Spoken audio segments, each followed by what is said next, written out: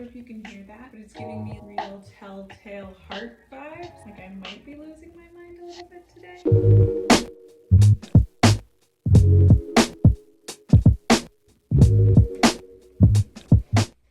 Hi, it's me, Rebecca. I eat books. Have you forgotten about me? I'm here in my living room to talk to you about some books that I ate.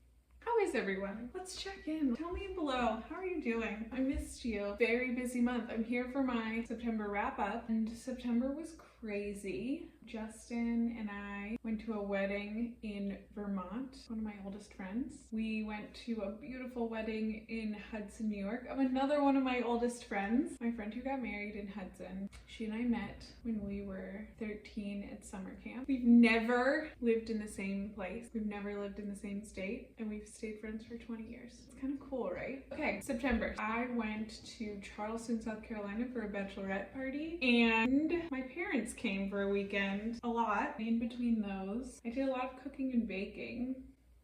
I like to show off my cooking and baking on the gram. So if you want to follow along on those adventures on Instagram, I keep them on a highlight with the butter emoji.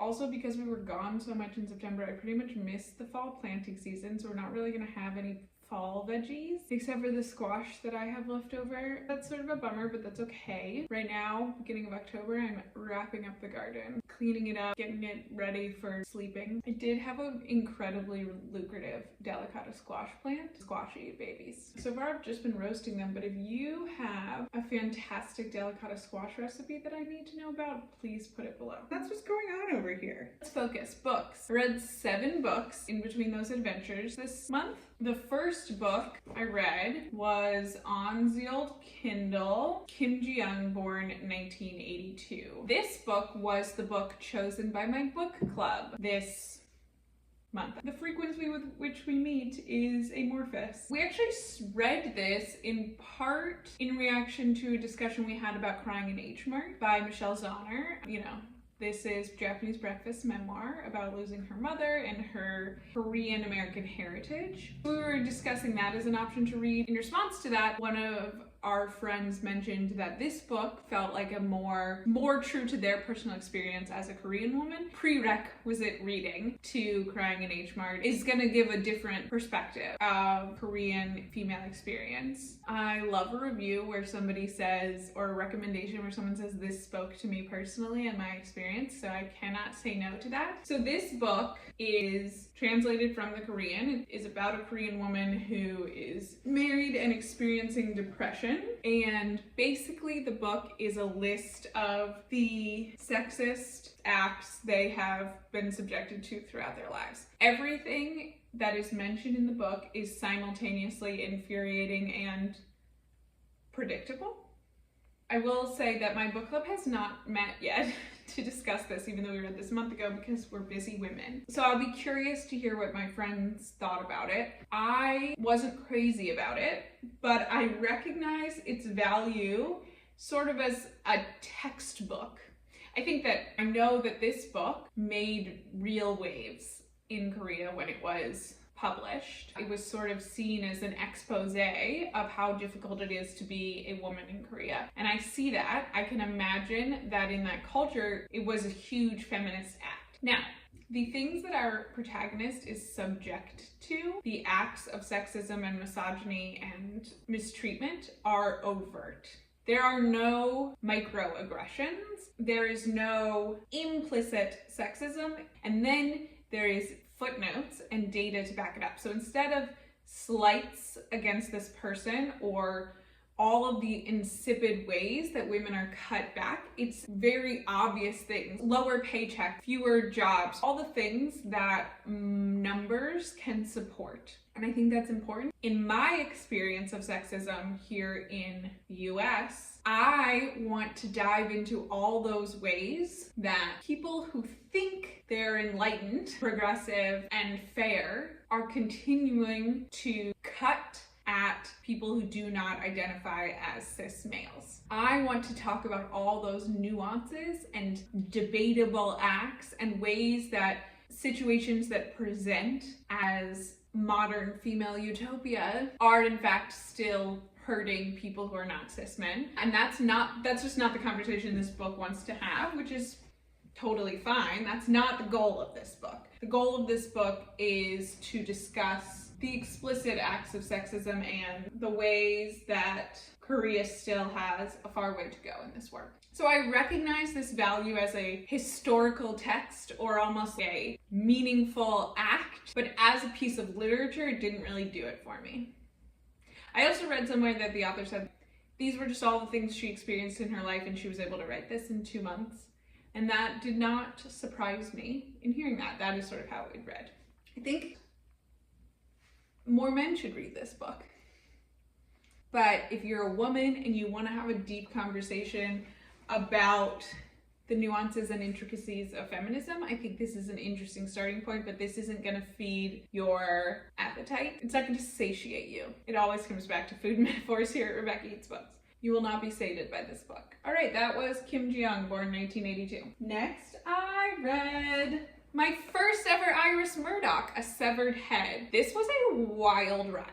This book read almost like an Oscar Wilde play. In this book, we have a bunch of characters. Half of them are men, half of them are women, and they're all sleeping with each other. You can think of any combination of 3 men and 3 women sleeping together. It all happens, except they're all hetero couplings. That was my #1 critique about this book that I said to my friend Lindsay afterwards. This book's pretty hot, and I was bummed about the lack of sexy lesbian scenes, I'll be honest.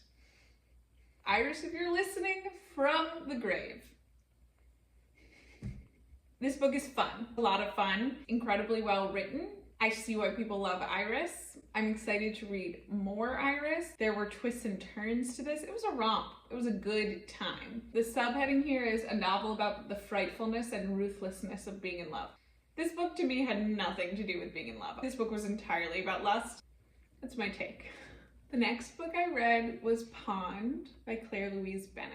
I have a storied history with this book. I first got back into reading as an adult about 5 or 6 years ago. Up until that point, my experience with literature was very dictated by syllabi. And I was exploring what it means to have my own taste. Right around this time I was reading the Ferrante Quartet for sure. I had just discovered Jenny Awful and had my world rocked by Department of Speculation. I read The Idiot right around this time. And then a friend with really big brain energy who was finishing up her PhD in English at the time said, I love this book, you should read it. And I'll be honest, this was my first really thinky woman, nothing happens book. And I choked. I'm not smart enough for this. I don't get it. I'm not gonna have anything intelligent to say to my friend who is really smart, freaked out, and I didn't finish it. And then a few years later, I was doing a big purchase on the old cheap used books and found a copy for $1. My sweet friend Lindsay was like, what the hell is wrong with you? You never finished Pond, are you an idiot? But she said it nice and poetically. And she was right. It was phenomenal. This was a 5-star banger. I love this book. About a thinky woman and nothing happens, and it's great.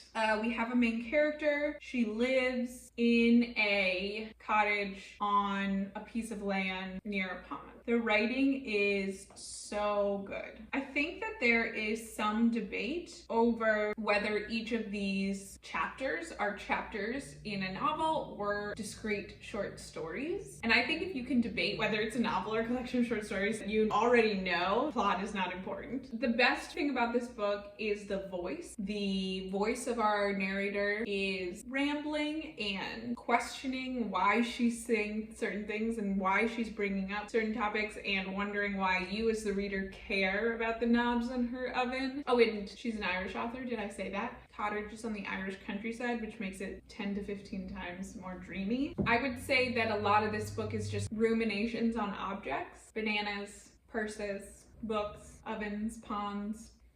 There are very few other characters, mostly just her alone thinking about the things that surround her. This is Claire-Louise Bennett's debut. She has another book. It came out already in the UK, and I think it comes out at the end of this month in the US, called Checkout 19. Super excited to pick it up. I haven't bought a new hardback book in many months, but I think I'll probably break that I think this book has some meta discussions of language. Our narrator is talking about the use of language in a book that is being subversive about the use of language. Clever and thought-provoking. But in addition to being a weird and thinky book, it's also just beautiful. I underlined a lot. You could pick out almost any sentence and be like, ooh, delicious. Here's an underline. I got that feeling again that I was some sort of funnel, for want of a better way of putting it. Though a funnel isn't accurate at all, actually, since the direction is wrong. So good. First of all, like, what does it mean to be an upside down funnel? Second of all, she's saying something and then saying, like, actually, that's wrong. Narrator is editing her own narration. It's just beautiful. Read this book and talk to me about it. I loved it. Okay, so that was a 5-star banger, and then we had a bit of a letdown.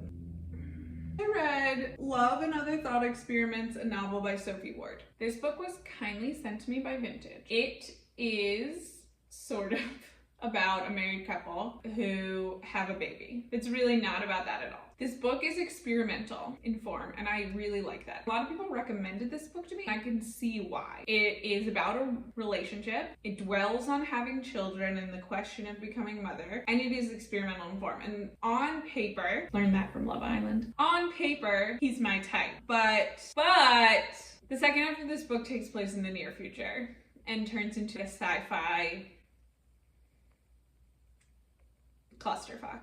I'm sure that if you like sci-fi, you might like this book, but nobody warned me. So what happens in this book? It opens with this married couple. They're still young, they're childless. They're in the stage of discussing whether they want to become mothers. And one of them believes that an ant has crawled into her brain through her eye, a tiny miniature ant. And then the narrative sort of breaks. Lots of different converse narratives in which this did or didn't happen. And in some, the couple stay together, and in some, the couple break up. In some, the child has one life, in others, the child has another life. In one, somebody dies of cancer. In others, they survive. The narration changes. I actually think the best chapter of the entire book is the chapter narrated by the ant who has crawled in the brain. In one version of the reality, the whole second half of the book is a world in the future in which our brains are AI and we take hoverboard planes to work. To make you know this is the future, there is program X memory. These are bits of coding. Started out sort of strong. The ending really did not do it for me. This is not for me. This is almost for me, but not at all for me. But it could be for you. And I'm sort of interested to see what Sophie Ward does in the future. I like that she is not afraid to do really weird stuff. I still think she's kind of a badass for writing it. Next, I read Provinces of Night by William Gang. I read this for a vlog in which my husband and I gave each other a book that we loved that we didn't necessarily know if the other person was gonna love, and we knew they probably wouldn't read. So I asked Justin to read Outline by Rachel Cuss. He'd never read any Cuss, and he had me read William Gay, Provinces of Night. I'll link to that video. It goes in one of these two corners, the link. Look for like a white bar in a corner. We discuss, we fight, we quibble, I bake, we hike. You should check it out. This book is Southern Gothic, which is Justin's favorite genre of literature. Everything is dark and foreboding. It takes place in a rural area and everyone is working class. This book is about many generations of men who do not acknowledge the existence of women in their lives. Not super plotty. I do have a video from my early YouTube days where I talk about the 4 types of books, the way that I categorize books in my mind as being about language, plot, character, or setting. The books that I love, Chang is a phenomenal example. This is a 100% language book. This is just all about the words. This is also a plotless book, but this is definitely a character book. A close study of a cast of characters. 7 men. We're just really interested in getting to know who they are, what their values are, what they care about, what they do on a day-to-day basis, who they are. And it was fine. If you want to hear me and my husband fight about it, check it out. Okay, next I read Atmospheric Disturbances. This was a little bit of a buddy read with Jessica from Jessica's Book Stack of the Instagram. I don't actually know what a buddy read is or how it works, but I do know that we read this around the same time and we are planning to talk about it. She might be mad if I upload this about my thought before we get a chance to talk. Jessica, don't be mad at me. I liked this book. It's weird. Follows a main character who is having a little bit of a mental breakdown, a little paranoid disassociative episode. He believes that his wife has been replaced by a woman who looks just like his wife but is clearly not his wife. She's very close. He's clearly supposed to be fooled, but he's not buying it, and he knows it's not really her. Obviously, it is her. I think what's great about this book is there are two ways to read this book. So then our main character is on this quest to figure out why his wife has been replaced, and he thinks it has something to do with this society that has to do with the weather, and he's traveling the world trying to control the weather and meet up with this secret society of weather people. There are two ways to read this book. Is this a super weird, postmodern, Kitchenesque, or Jennifer Egan book? Is this Goon Squad? I think another way to read this is this all a metaphor about how once you've been married to the same person for a long time, you sort of feel like, do I even know this person anymore? And they're not the same person I fell in love with because that was 20 years ago, and who is the same person they were 20 years ago? I'm excited to talk about it with Jessica and see which of those two readings she got from this. I think that when you take it as a metaphor, kind of beautiful and sweet. It's Rivka Galchen, so it's funny, sarcastic in all the ways that you expect from Rivka. When you think about the metaphor of marriage and long-term companionship, it's also kind of a beautiful love story. I'll say one more thing. I think one of the things that's really skillful about this book is our main character is losing his mind, disassociating from reality. This is a thing that could be incredibly scary, probably is incredibly scary for the people around him. We're used to narratives where a character loses their grasp on reality. It is really scary, and the book is sort of a thriller, or is very hard to read, is very sad, distressing. But because we're in the mind of the person who is losing their grasp on reality, and they don't know that they're losing their grasp on reality, they believe that they understand the truth, they feel great. And so because you're in that person's mind, you get to feel great, and you get to have this really lighthearted book. So you get to not be distracted by the heaviness, but you get to have all these other questions about what she's trying to do, questioning what is really real from their perspective, because obviously this is a unreliable narrator to the max. I know Jessica and I are going to debate the existence of one of these characters at all. I think that Harvey is a figment of our narrator's imagination, and Jessica disagrees. A book where you can debate the existence of a character at all. Come on, that's a great book. Atmospheric Disturbances by Rivka Galchen. The last book I read this month was another 5-star banger, Assembly by Natasha Brown. I loved this book. It's a tiny little guy. It's only 100 pages. So much is packed into this in 100 pages. I think I'm gonna reread it. I read it in one sitting, and that is not fair. I want more. We have a main character who is... I don't want to give it away. I want you to read it. Anything I say is gonna be a spoiler. Okay, we have a main character. She's a woman of color, and she's operating in the finance sector in London, in a world where she's surrounded by people who are privileged, in a different social class, think everything's great, and she's hiding from her boyfriend that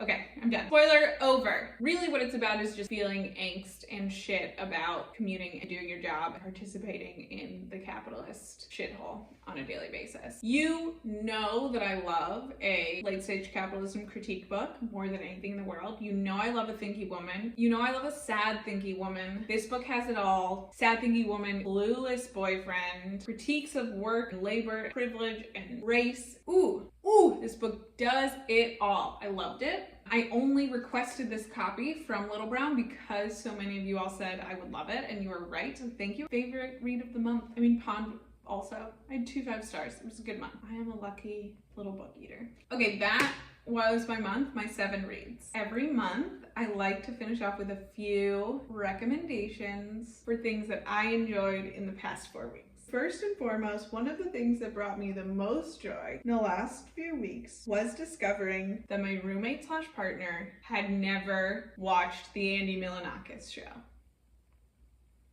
The Andy Milonakis show is just as weird and funny as you remember it being, and if you too have not watched it since it aired on, I believe, MTV 15 years ago, you need to go on YouTube and watch the really terrible bootleg Andy Milonakis that I was able to find there. And if you can do what I did, which is show it to somebody who's never seen it and watch their brain explode, I highly recommend that as well. Stop what you're doing, Google Andy Milonakis show. If it means you never return to this channel because you're down a rabbit hole of Andy Milonakis YouTube, that's amazing. I support that journey. Okay, I read a great essay in Harper's Bazaar by Vivian Gornick about humiliation. Humiliation, what it means in the Me Too era. You'll be shocked to hear Vivian Gornick, well written. Actually, an episode of This American Life from this week, I believe, was about embarrassment. And it was funny. Embarrassing stories. And you get to listen and be like, this is not like that. This is gonna make you angry in a good way. But it's great. I recommend it. Obviously, I'll link that downstairs. I've never read a book by Vivian Gornick. I've read around essays, things online, but I have not read any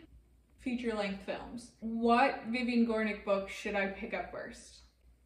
Lastly, my last recommendation is daydreaming about road trips. I've been doing a lot of that recently. In my brain, there is a road trip in my near future that involves a lot of the West Coast, a lot of hikings and mountains, including Canada, Banff, Vancouver, shout out Iggy. She doesn't know it yet, but I'm daydreaming about showing up on her doorstep in my car with my dog. The goal is to go to some amazing places where the hiking is phenomenal and get an Airbnb. I mean, obviously there'll be some camping here and there, but my real dream that is sustaining me is getting an Airbnb somewhere like Jackson Hole or Calgary or Vancouver, I don't know. You tell me, where I can get up every morning and get in my car and have a candy shop's variety of hikes every day. Where can I do that? Where I could stay for a week and have a mind-blowingly good 8 to 10 mile hike every single day, and everyone would just be better than the last. Comment below, please. Tell me where I need to move. All right. That's it. Wish me luck going back to the office this month, October 2021. We're doing it. We're going back. Maybe I'll put some effort into my fits. I can see myself maybe putting an effort tomorrow and that quickly dissolving. Because I only have to go in a few days a week. Maybe I'll get into it and I'll put some effort in and I'll chronicle some work fits on the gram. Okay. Usually I ask you to tell me your favorite book of the month. I do want to know that, but I don't want to be greedy. And if you can only say one thing, I really just want you to tell me where to go hiking. Thanks for being here. Love you, nerds.